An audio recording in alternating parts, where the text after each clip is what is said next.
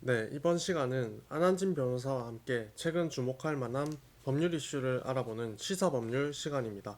안한진 변호사 자리했습니다. 안녕하세요. 예, 안녕하십니까. 네, 오늘은 어떤 내용을 준비했습니까?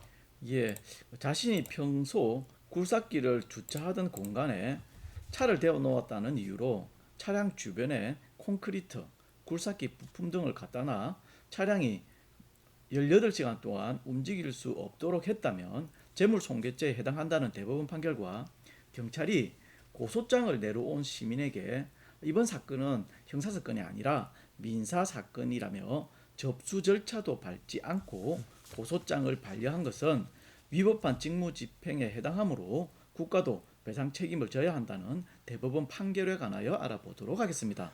네, 첫 번째 이슈입니다. 주차로 인해 다투면서 상대의 차량의 이동이 불가능하도록 만드는 경우가 많이 있죠. 최근에 이와 비슷한 일로 대법원까지 가는 사건이 있었다고 합니다. 어떤 사건입니까?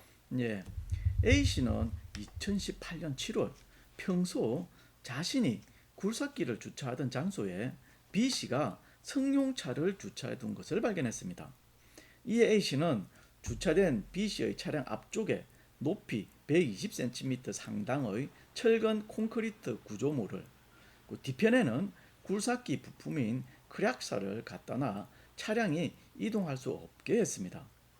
B씨는 경찰관까지 불러 차량을 빼내려고 했지만 실패했고 결국 18시간이 지났어야 차량을 이동할 수 있었습니다. 검찰은 A씨의 장애물 설치 행위로 B씨의 차가 일시적으로 그 본래의 사용 목적에 제공할 수 없는 상태가 됐다며 이는 형법 제366조 재물손괴죄에서 정하는 기타의 방법으로 그 효용을 해하는 경우에 해당한다며 A씨를 기소했습니다. 네, 굴삭기 운전자인 A씨가 B씨 차량을 직접적으로 손괴한 것은 아니지만 승용차의 앞뒤에 물건을 적치하여 차량의 운행을 하지 못하도록 한 것이 재물손괴죄에 해당하는지가 문제가 되었다는 내용입니다. 이에 관하여 법원은 어떤 판단을 하였습니까?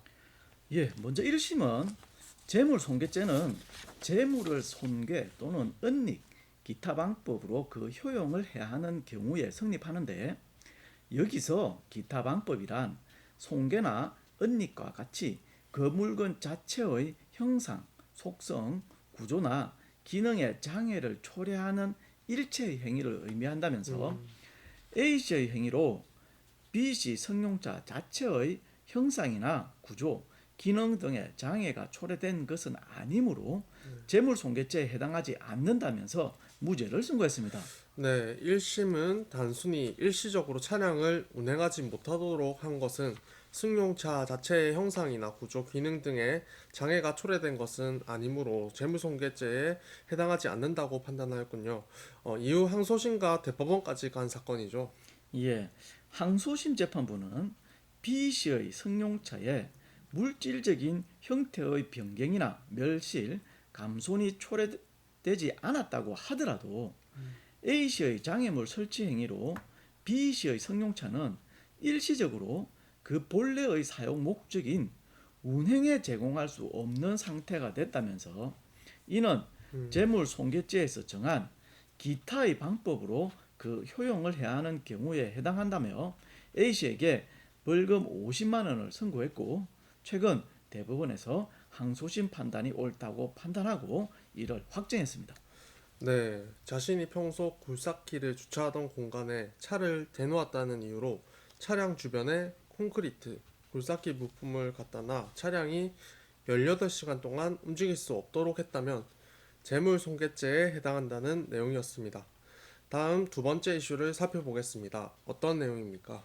예, A씨는 2015년 4월 D씨로부터 운송료 40만 원을 받지 못했다는 내용의 고소장을 제출하기 위해 B씨 등이 일하던 경찰서를 찾았습니다.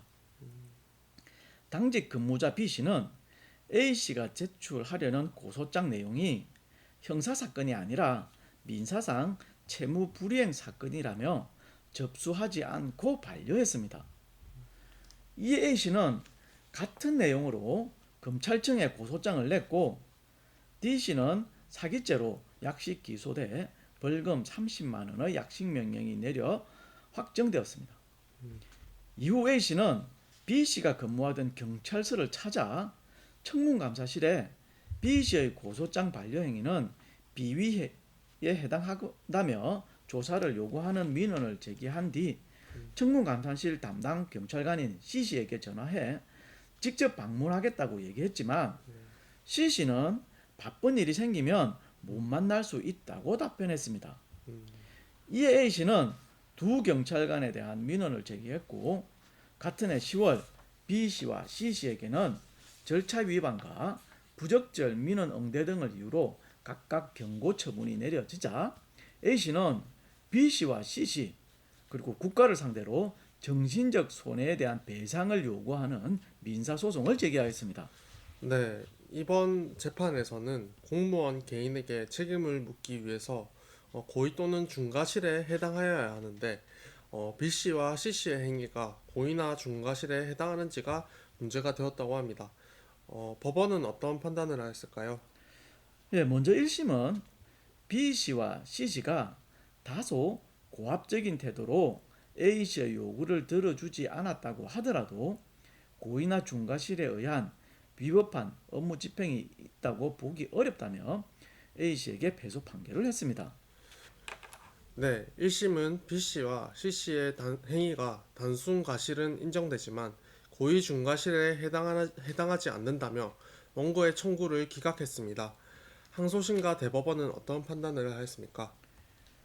예, 항소심은 B씨가 A씨가 제출하는 고소장을 접수한 후 심사에 이를 처리할 의무가 있음에도 기본적인 고소장 접수 절차도 밟지 않고 이를 거부한 것은 고의 또는 중과실에 해당하는 위법 행위를 저질렀다며 B씨의 책임을 인정했고 C씨의 책임과 관련해서도 C씨가 대직자를 통하거나 우편 또는 전자문서의 형태로 A씨로부터 민원 서류를 충분히 제출받을 수 있었음에도 이를 안내했다고 볼 만한 자료가 없는 점 등을 고려했을 때 C씨의 고의 또는 중과실로 민원 처리를 지연 또는 거부함으로써 경찰 공무원으로서의 직무상 의무를 위반하는 위법 행위를 저질렀다고 판단했습니다.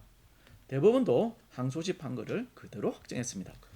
네, 오늘 시사법률 시간에는 안한진 변호사와 함께 자신이 굴삭기를 주차하던 공간에 차를 대놓았다는 이유로 차량 주변에 콘크리트, 굴삭기 부품 등을 갖다 놔 차량이 18시간 동안 움직일 수 없도록 했다면 재물손괴죄에 해당한다는 대법원 판결과 경찰이 고소장을 내려온 시민에게 이건 형사사건이 아니라 민사사건이라며 접수 절차도 밟지 않고 고소장을 반려한 것은 위법한 직무집행에 해당하므로 국가도 배상 책임을 져야 한다는 대법원 판결에 관하여 알아보았습니다.